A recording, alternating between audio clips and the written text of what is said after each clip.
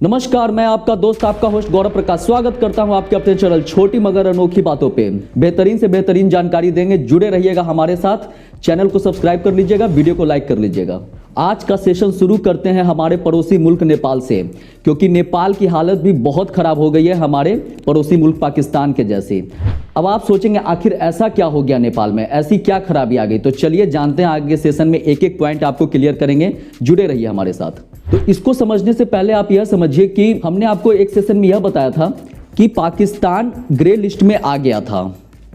किसके grey list में आया था? तो FATF के, यानी फाइनेंशियल एक्शन टास्क फोर्स के। तो जब से पाकिस्तान में शहबाज सरकार आई है, तब से अमेरिका पाकिस्तान पर मेहरबान है। और जैसे ही शहबाज सरकार आई, उसके कुछ दिन के बाद ही अमेरिका ने पाकिस्तान को ग्रे लिस्ट से बाहर निकाल दिया है। पाकिस्तान ग्रे लिस्ट से बाहर तो आ गया, लेकिन कितने दिनों बाद आया या कितने दिन तक ग्रे लिस्ट में रहा? तो 10 साल पाकिस्तान इस ग्रे लिस्ट में रहा है FATF के। आपको बताता चलूं कि इस 10 साल में पाकिस्तान को लगभग $38 बिलियन का नुकसान हुआ है। इस नुकसान के बाद अब आपको पता तो चल ही गया होगा कि अब उसकी हालत क्या है। वर्तमान में नेपाल के साथ भी कुछ ऐसा ही होने की संभावना जताई जा रही है। संभावना क्यों जताई जा रही है? तो इसके पीछे भी आधार है। तो आधार क्या है उसको समझिएगा। हाल ही में FATF की टीम ने नेपाल की यात्रा की है। क्यों की यात्रा?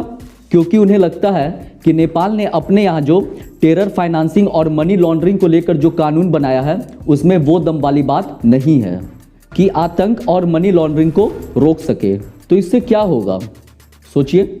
तो इससे होगा ये कि FATF की ग्रे लिस्ट में अब नेपाल आ सकता है। इस बात को ध्यान में रखते हुए नेपाल के बैंक ने अपने लोगों से यह कहा है कि या तो नियम बदल लो, क्योंकि 15 ऐसे कानून हैं जो कि ग्रे लिस्ट के हिसाब से गलत है। अगर ऐसा नहीं हुआ तो संभव है कि नेपाल की हालत खराब कर दी जाए। अच्छा, ये ग्रे लिस्ट है क्या? चलिए इस बात को समझते हैं। अब grey list basically top 7 economy है, जिनको G7 के नाम से भी जाना जाता है। इनमें कौन कौन से देश शामिल हैं? तो इनमें 7 देश शामिल हैं, और जो 7 देश शामिल हैं वो ये हैं: Canada, Japan, Germany, UK, USA, Italy and France. ये 7 वो देश हैं जो दुनिया की सबसे बड़ी शक्ति है। अच्छा ध्यान दीजिएगा, इसमें 7 बड़ी शक्तियां हैं, लेकिन क्या इसमें रूस का नाम है या चीन का नाम है? तो नहीं, इसमें इनका नाम नहीं है। बेसिकली सुनिएगा ध्यान से, बेसिकली इसमें 7 वही देश हैं जो या तो अमेरिका के चाहने वाले हैं या अमेरिका के समर्थक हैं या सपोर्टर हैं। यही वो 7 देश है जो G7 कहलाता है।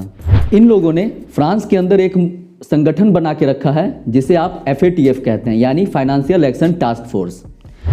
अब इसके 39 मेंबर्स हैं, जिसमें एक भारत भी है।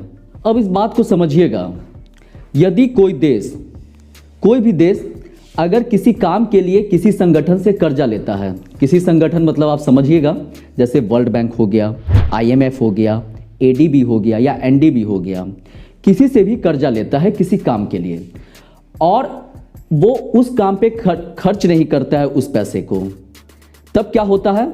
तब वो देश इनकी नज़र में आ जाता है। किन की नज़र में? FATF की नज़र में। ये डिसाइड करते हैं कि किस देश को कर्ज मिलना चाहिए और किसको कर्ज नहीं मिलना चाहिए। ये प्रॉपर टीम बना के रखे हुए हैं। अच्छा, इसको आसान भाषा में ऐसे समझिएगा। हम एक व्यक्ति का उदाहरण लेके आपको बता रहे हैं कि मान लो कि कोई व्यक्ति किसी बैंक से लोन लेता है और वो उसे चुका नहीं पाता है, तब वो वैसे केस में क्या होता है? तब वो वैसे केस में डिफॉल्टर हो जाता है। और फिर क्या होगा? अब वो जब भी कभी किसी बैंक में लोन लेने जाएगा तो उसको एक्सप्लेन करना पड़ेगा कि हमने क्यों नहीं चुकाया, क्या नहीं किया, क्यों किया। बहुत सारी क्वेश्चंस होते हैं जिनका उनको जवाब देना पड़ता है, और वो दाग लग जाता है उनके पैन नंबर पे। तो इसीलिए जब भी आप बैंक में लोन लेने जाते हैं तो आपका सिविल स्कोर चेक किया जाता है, और सिविल स्कोर से वो लोग पता कर लेते हैं कि कहीं ये बंदा डिफॉल्टर तो नहीं है, कहीं इसने कभी कोई EMI तो नहीं चुकाई है, या कभी ये चुका तो नहीं है। ऐसे लोगों को बैंक लोन नहीं देती है या क्रेडिट कार्ड नहीं देती है। ठीक इसी प्रकार FATF की भी टीम है, और वो ये एनालिसिस करती है कि कौन सा देश क्या कर रहा है। कहीं वो पैसा ले रहा है इस काम के लिए और खर्च कर रहा है उस काम पर। मतलब आप समझ रहे हैं ना? जैसे समझिएगा, उदाहरण के साथ मैं आपको समझा रहा हूं। जैसे उन्होंने यह बोल के लिया कि मैं रोड बनवाऊंगा, सड़क बनवाऊंगा, और पता चल रहा है कि उन्होंने पैसा किसको फाइनेंस कर दिया, टेररिस्ट को। तो तब वो FATF की निगाहों में आ जाते हैं। इसके अलावा वो मनी लॉन्ड्रिंग पर भी ध्यान देते हैं। समझिएगा, जैसे किसी ने लिया कि भाई मुझे डैम बनाने के लिए चाहिए, और वो क्या कर रहे हैं, मनी लॉन्ड्रिंग कर रहे हैं, मतलब कि ब्लैक को व्हाइट में कन्वर्ट कर रहे हैं। तो इनकी प्रॉपर टीम इस टीम को एनालाइज करते रहती है। वो प्रॉपर एनालिसिस करते हैं कि खर्चा कहाँ हुआ, और इसी के आधार पर वो कैटेगरी में बांटते हैं कि या ये ग्रे लिस्ट में है, या ब्लैक लिस्ट में है, या साधारण में है। अभी हमने ब्लैक लिस्ट का नाम लिया। क्या है ये ब्लैक लिस्ट? तो ब्लैक लिस्ट वो है, ये ब्लैक लिस्ट में वो देश होते हैं जो पैसा लेते तो हैं बड़ी बड़ी एजेंसियों से, लेकिन ना तो उसको चुकाते हैं और ना ही उसको सही जगह पर इन्वेस्ट करते हैं। अब आखिर ये कैसे पता चलता है कि कौन सी देश पैसा ली है या कौन सी देश पैसा लेके कहीं और इन्वेस्ट कर दी है? तो समझिएगा बात को। यहाँ पर ये एनालिसिस करने के लिए बैठा हुआ है FATF, और वो यह बताता है कि किस देश ने क्या किया है, किस देश ने पैसा को कहां से लेकर कहां पर इन्वेस्ट किया या कहां पर इन्वेस्ट नहीं किया है। आखिर नेपाल आया क्यों FATF की निगाह में, इसको समझिएगा। हाल ही में पुष्प कमल दहल प्रचंड की सरकार बनी थी नेपाल में, जैसा कि हमने आपको अपने सेशन में पढ़ाया भी था। उनकी सरकार कैसे बनी? तो उनकी सरकार बनी है KP शर्मा ओली के समर्थन से। KP शर्मा ओली चीन समर्थक हैं। उनकी सरकार बनते ही चीन के कुछ एनवॉय नेपाल आ गए, और नेपाल में आते ही फिर उन्होंने इंफ्रास्ट्रक्चर ट्रेन चलाने की बात शुरू कर दी। अब अमेरिका को यह बात खराब तो लगना ही था, क्योंकि नेपाल जाके चीन की गोदी में बैठ गया। तो अमेरिका ने अब क्या किया, अमेरिका ने FATF की टीम को भेज दिया। कहाँ भेजा? नेपाल भेज दिया। तो क्या सही में नेपाल आतंकवाद का साथ देता है या फंडिंग करता है? तो हाँ जी, ये बिल्कुल सही बात है कि नेपाल ऐसा करता है। अगर आपको याद होगा तो नेपाल के बगल में रक्सौल से यासीन भटकल पकड़ाया था। अब वो या तो नेपाल से आ रहा था या नेपाल को जा रहा था, लेकिन वो पकड़ाया था उसी क्षेत्र में। पाकिस्तान से भी अगर किसी आतंकवादी को आना होता है तो वो नेपाल के रास्ते से ही आते हैं। क्यों? क्योंकि वो एक इजी रास्ता हो जाता है, एक इजी वे के थ्रू वो आ जाते हैं यहाँ पर। आप कोई भी भगौड़ा देख लीजिए, इंडिया से भागने के लिए कोई भी भगौड़ा जो रूट लेता है वो किसका लेता है? नेपाल का लेता है। तो ये नेपाल से क्यों भाग रहे हैं? क्योंकि नेपाल इनसे पैसा लेता है और ये वहां से एयरपोर्ट से सीधे उसको भेज देते हैं जहां भी उनको जाना होता है। तो भैया तुम ये कर क्यों रहे हो? क्यों तुम ऐसा कर रहे हो? इसका मतलब ये हुआ कि ये लोग आतंकवाद को बढ़ावा दे रहे हैं।